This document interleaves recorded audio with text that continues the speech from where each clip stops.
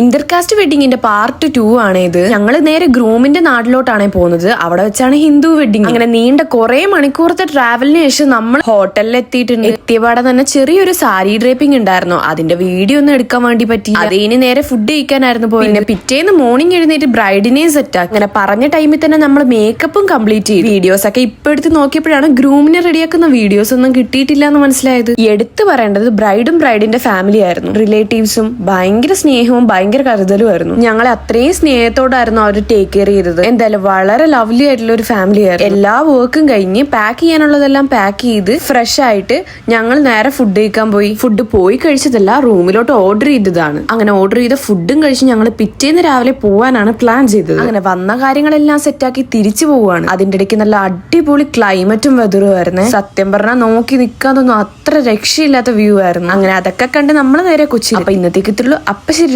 അടുത്തിടേക്കണം. By.